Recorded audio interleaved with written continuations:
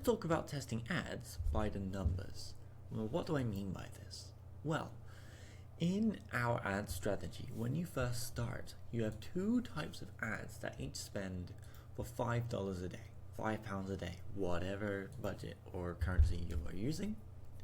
And when you first get started, you actually want to test quite a few of these two different types of video ads as fast as possible.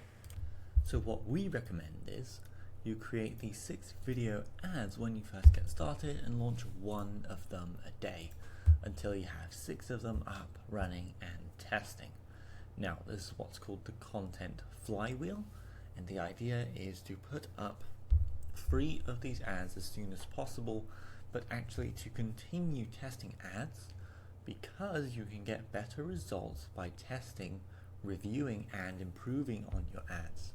And this is one of the things we want to keep in mind as you keep moving forward. Now, the 2 types of ads I talk about here, they're designed when you first get started to bring you the 2 types of leads that you will need in your business. One is leads that the majority of business owners may be generating right now, physical leads, people who you can talk to either through email and phone number or through WhatsApp or Messenger, and these conversion multiplier ads are designed to bring in these physical leads, while on the other hand the power content ads, these are designed to build a list of invisible leads. If you already know what invisible leads are, great. If you don't, that's absolutely fine as well. They are essentially building you a list of, well, they are highly qualified. Essentially, they are the people who have watched a minute or more of one of your videos, one specifically a video that targets your ideal market and the people who you would prefer to work with, and as such they have been added because of watching your video to a list on Facebook that you can then target with later ads. We call them an invisible lead because you can't reach out to them right now directly, but you can reach them indirectly with ads and use those to get them reaching out to you when they become hot leads, they understand your business, your process, and they want to reach out and work with you or buy. So how have I laid this out? Well, I'll explain. This is the first week of testing where we get all 6 of the ads out. We just set them up one a day, and as you can see, over that time we'll add the budget will increase by 5 each day until it reaches 30. Many of our clients, what they want to stick to is a $500 per month budget, which is perfectly fine. What we do in this scenario is we will still continue the test of all 6 ads up front, and each of them needs to test for 7 days. As you can see here, after day 7 it finishes the testing period. I've marked the testing period for a new ad with this black outline. So what does this mean? Well, by day 7 we're going to actually see whether this power content ad is reaching what we call KPIs. What is a KPI? Well, key performance indicator, and it just shows whether, first of all, is the ad bringing in enough people watching your videos for power content. And we measure this by the 25% video view.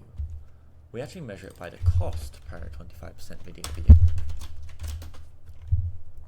And if it is under $1, that is the first goal to look for. It shows that the ad is working not perfectly, but well enough to continue running and to continue testing. The real goal is to get one person to watch this video for under 10 cents or 10p, whichever currency that you use. The main reason you want to figure this out and test an ad until you get here is because that will help you build a list of 500 new people every single week without spending more than $5 to maybe $7 a day. So you can see how that can immediately be a distinct advantage for your business if you set this up correctly. And what happens over time is you, on day 7, you see the power content, and let's say this power content was performing under hit KPIs. So it was, let's say, 50 cents per 25% video view. We'll keep it running. On day 8, what we do is we compare the two power content videos that are running and have finished testing. Let's say that power content 2, it did not reach the KPI. It cost $2 per 25% video view. This is where we turn it off. It does not continue to run. But we keep power content number 1 running because it is building our list. So this one we keep running. I'll signal that with a green icon. On day, let's say on day 9, pardon me, we compare the power contents that are running again, and let's say power content, it did reach the number. Let's say it reached 75 cents per cost per 25% video view, but remember the other video that we're running is reaching 50 cents per video view. I want to explain this in a moment because this is quite important as well. When you have two ads that are reaching the goal, especially when it comes to like getting lots of video views and comparing the cost it takes to get a video view, you want to take the one with the lowest cost per 25% video view and turn off the one with the highest. So in this case, we would continue running power content number 1, and that would be it for the day. We let it run, we turn power content 3 off, signaled by the X. What happens on day 10? Day 10 is when the first conversion multiplier finishes testing. We started it on day 4, we review it on day 10, and what happens is we are looking for comments. We are looking for people to comment on this ad or reach out by clicking on a messenger button. Now, what's important for this ad is to get a number of comments or messenger conversations started, because in this case, conversations are the fastest path to cash. If you are able to have conversations with your ideal clients, it will help you a lot in reaching your goals when it comes to bringing in new clients. You can do that through comment or messenger depending on your preferences. Let's say that conversion multiplier number 1, we finished looking at it, we tested it, and it is producing, let's say, 10 comments over a week. Maybe 7, maybe 10. It depends on the business and the type of ad that you're running, but the more comments you can get, the better. Next day, you test conversion multiplier 1 versus conversion multiplier 2 that finished testing.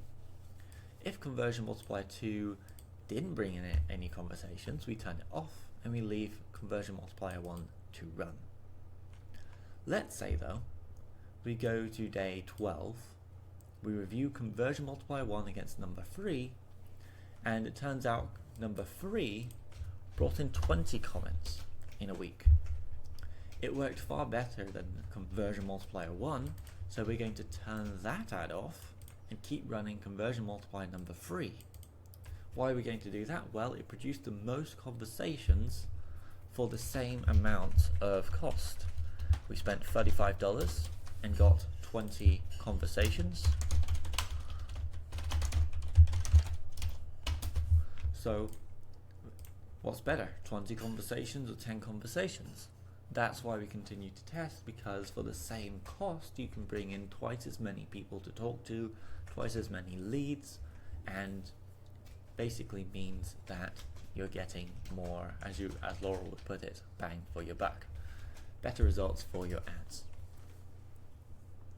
Now, if you want to fit the budget of $500 a month, after this testing process, you can only test 2 new ads one for each type of ad. Let's say overall, starting on day 11, after each of the 3 power concepts are finished testing, we can now review how well these ads were doing, what worked about them, what didn't, and test a new power content ad.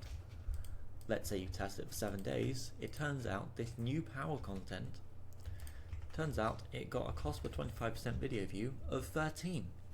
We would immediately stop number 1 and keep running power content number 4.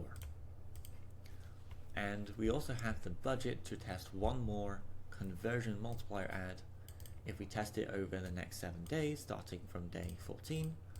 After the first 3 have finished testing, we can review it, and let's say it doesn't produce more conversations than the new one we tested, then we let number 3 continue to run. But you can see with that same amount of budget, what we've done is we found the ads that would work the best in the shortest amount of time, and now we're letting them run, so it's building more of a warm audience with the same amount of money, and bringing in more conversations while basically costing the same amount.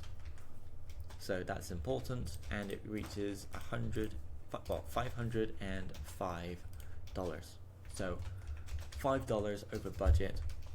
We could instead just turn one of these off, or turn one of these down, for example, to 4 if need be. And there you go. So that's how I would test on a $500 budget. If instead I had a $1,000 budget and we wanted to test these as fast as possible, you could test 3 new ones every single week, or you could test more than 3 of each at one time. But it just depends on your budget and how fast you want this testing process to go. Find your winning ads so you can build the 2 lists of leads, the 2 audiences you need to move forward. One more thing to consider is that once you have found your winning ads, let's say the 2 goals are to produce 500 invisible leads a week, and also to reach 100 conversations per week. Now, this varies between businesses. Some of them will not need 100 conversations every single week to sell the amount of to bring in the amount of new clients they need. Some people may need 40, some people may need 50, some people may need 110. But until you test your ads, you see what's coming through, and then you can make gradual improvements, you're not going to see how many your business will actually need. So it's a bit different for everyone. But the important thing is, once you've tested and found winning ads, you can adjust the budget so that ongoing you don't need to spend 500, 1,000 per month on testing and figuring out these ads. It's closer to 150 per month on the ad. You're just spending $5 a day on each because they're already figured out.